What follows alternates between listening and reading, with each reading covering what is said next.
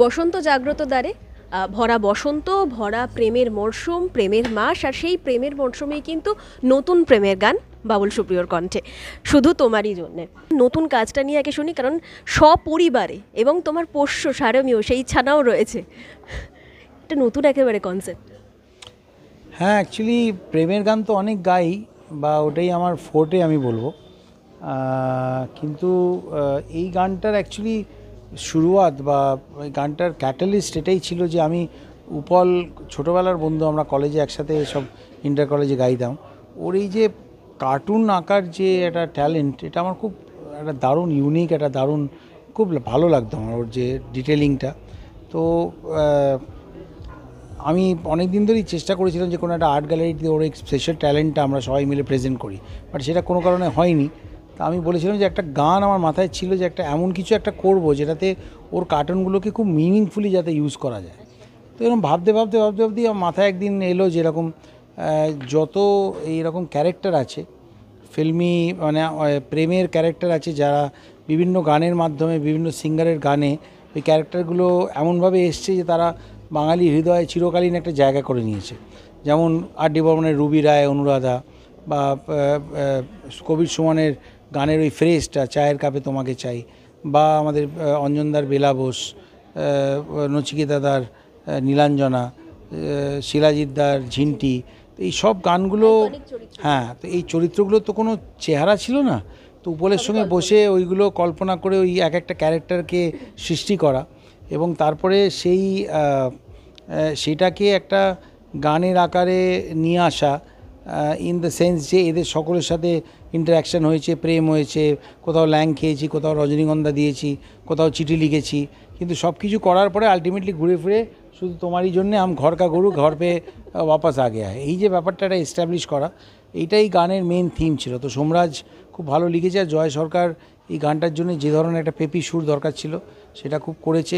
একটা প্রপার গানের মেকিং যেরম হয়, বসে সিটিং করা, আজকে লেখা হলো কালকে ভাল লাগলো না, আবার চেঞ্জ, সুর চেঞ্জ, এটা সেটা ঝগড়াঝাঁটি, আর্টিস্টিক ডিফারেন্সেস সব মিলিয়ে এটা করা। এবং গানের যে ভিডিওটা, সেটা আমার মাথায় একদম এত ক্ল্যারিটি ছিল যে আমি চেয়েছিলাম যে আমাদের উপলকেও একটা সারপ্রাইজ দেবো, যে ক্যারেক্টারগুলো, কার্টুন ক্যারেক্টারগুলো একটু মুভ করবে, অ্যানিমেট হবে।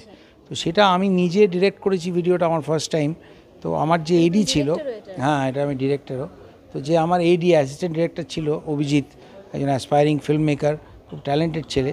তো ও এই ক্যারেক্টারগুলোকে অ্যানিমেট করা বা এক্সিকিউট করা পুরো আইডিয়াটাতে, he played a big role in that. আমরা বাড়িতে সেট আপ করে রাত্রিবেলা দিনের পর দিন কাজ করেছি সারা রাত জেগে। তো ইট ওয়ার্কড।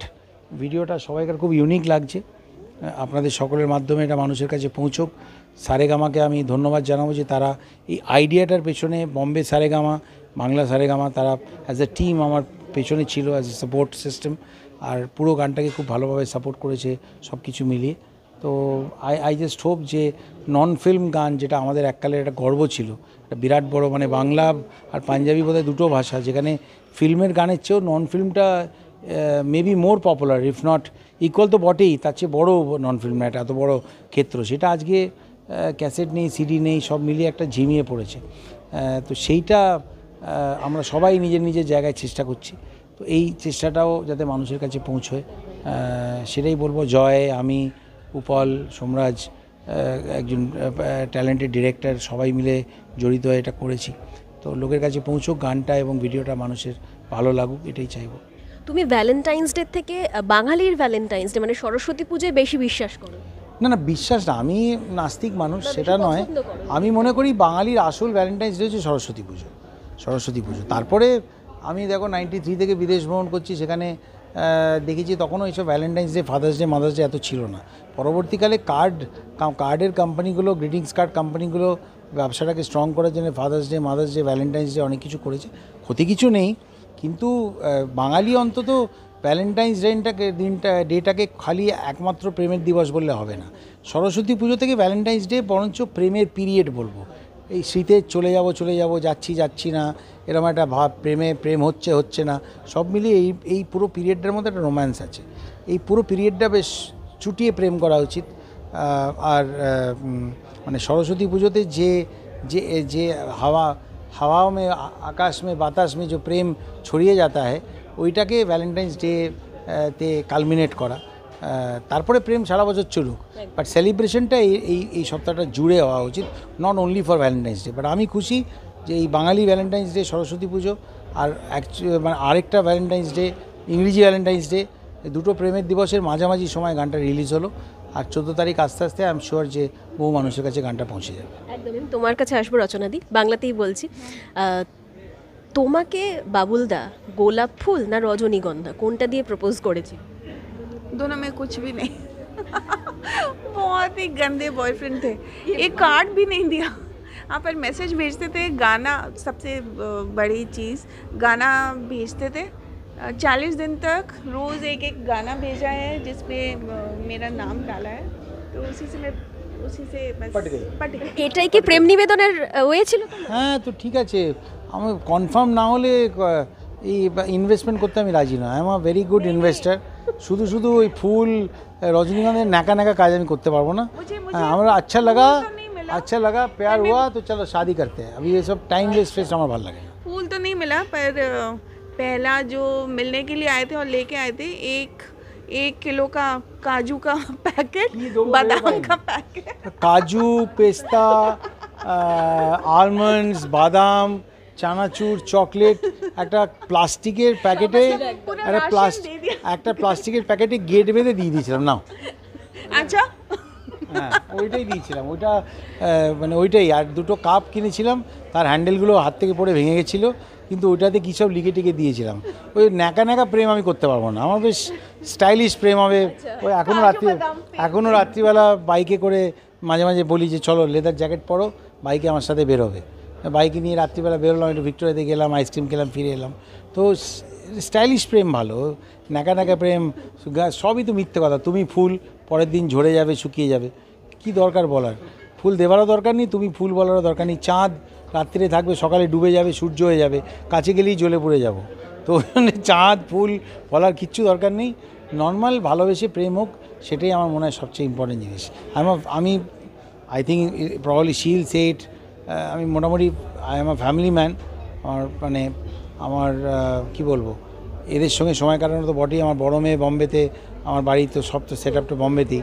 ওর সঙ্গেও রাত্রিবেলা অন্তত 40 মিনিট 1 ঘন্টা ফোনে কথা বলা, ভিডিও কল করা, এদের দুজনকে একসাথে কলে রেখে এদের সঙ্গে অফিস থেকে খেতে খেতে ভিডিও কল করা। তো I love I think after 50 your world should consist of only maybe maximum 10 very special people. রান্না করতে ভালোবাসি, অনেক কিছু করি। পেটস আছে, অনেক পাখি টাকি আছে, কুকুর আছে, ও খুব ভালোবাসে। তো মেয়ের সঙ্গে সময় কাটাতে ভালোবাসি। তো আমি যখন রান্না করি, আমার মাঝে মাঝে হয়তো এখন মাংস খাওয়া অনেক কমিয়ে দিয়েছি, বাট পাঁঠার মাংস খুব ভালোবাসি। তো যেদিন ইচ্ছা করে সেদিন আমি রান্না করি, 6-7 ঘন্টা লাগে, 1/5 বানাতেই খেয়ে নিই। তো রান্না করাটা আমার একটা হবি। আমি নানা রকম এক্সপেরিমেন্ট করতে ভালোবাসি। বা কোনো রান্না যদি খারাপ হয়ে যায়, তো সেই খারাপ রান্নাটাকে কি করে একটা কিছু পদের বানানো যায়, এক্সপেরিমেন্ট করা, এগুলো খুব করতে ভালোবাসি। আর এই কাজটা নিয়ে যদি জিজ্ঞেস করি তোমাকে রাজি করানোটা কতটা সহজ ছিল না কঠিন ছিল? नहीं, मैं कंफर्टेबल ही थी जब बोला, कुछ तो क्या नहीं मिला। और थोड़ा गिफ्ट मांगा, बट मैं बोला मैं ही इतना गिफ्टेड हूँ, अब क्या गिफ्ट चाहिए? I am a gift for her, what else does she need? अच्छा আমরা ওই গানটা এই গানটা किच्छु করতে হবে না।